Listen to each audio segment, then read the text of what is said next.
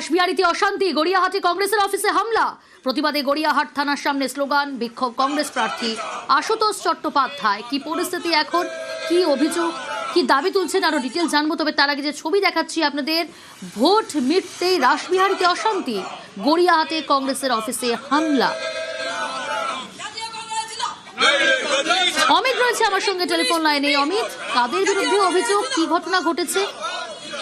দেখো, দুষ্কৃতীদের বিরুদ্ধে মূলত অভিযোগ করছেন, কংগ্রেসের তরফে অভিযোগ করা হচ্ছে।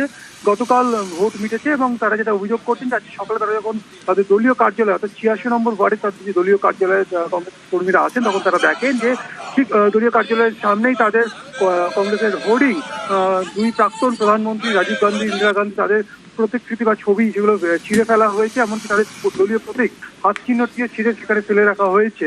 এবং এই ঘটনার পেছনে দুষ্কৃতীরা রয়েছে, তবে কোন দলের দুষ্কৃতী তারা সেটা স্পষ্ট করছে না। তারা যেটা বলছেন, পুলিশ তদন্ত করে বার করুক কোন দলের দুষ্কৃতী তারা এই তাণ্ডব চালিয়েছে। তবে তারা মনে করছেন যে এই ঘটনা মূলত ভোট পরবর্তী যে অশান্তি, সেই অশান্তিরই একটি প্রতিফলন। এই কারণে তারা ইতিমধ্যেই নির্বাচন কমিশনের কাছে তারা লিখিতভাবে অভিযোগ জানিয়েছেন, এমনকি তারা মেল করেছেন। এবং পুলিশ সূত্র থেকে বা গড়িয়াহাট থানা থেকে যেটা দাবি করা হচ্ছে যে তাদের যেহেতু নির্বাচন কমিশনের কাছে যেহেতু তারা কংগ্রেস অভিযোগ করছেন, সেটা নির্বাচন কমিশনের তরফে সেই মেলটি ফরওয়ার্ড করা হয়েছে। পুলিশ খতিয়ে দেখছে দুষ্কৃতীদের অবিলম্বে গ্রেপ্তার করা হবে, এমনটা কিন্তু পুলিশের তরফে দাবি করা হচ্ছে। তবে অন্যদিকে কংগ্রেসের তরফে দুষ্কৃতীদের গ্রেপ্তারের দাবিতে গড়িয়া থানার সামনে আশুতোষ চট্টোপাধ্যায়, যিনি রাসবিহারী কেন্দ্রের প্রার্থী, এছাড়া কংগ্রেসের অন্যান্য কর্মী সমর্থক, তারা কিন্তু অবস্থান বিক্ষোভ তারা করেন, তারা স্লোগানিং করেন দুষ্কৃতীদের গ্রেপ্তারের দাবি। বিক্ষোভ উঠেছে এখন অমিত?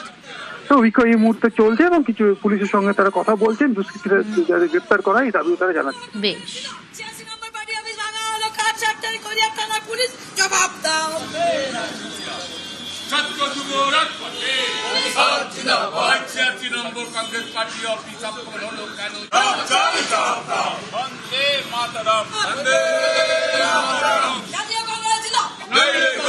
গতকাল ভোট গেছে, আজকে এরকম ঘটনা নির্বাচন কমিশনকে পর্যন্ত জানিয়েছি। সিও সাহেব এখনো ফোন ধরার সময় পাননি।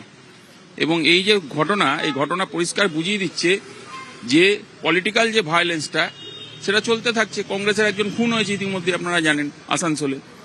এই প্রথম রাসবিহারী বিধানসভা কেন্দ্রে এইরকম 86 নম্বর ব্লক কংগ্রেস অফিসকে ভেঙে দেওয়া হচ্ছে। ভেতরে 17C আছে, কোনো লজ্জা নেই। মানে অ্যান্টি সোশ্যালরা দাপিয়ে বেড়াচ্ছে পুরো।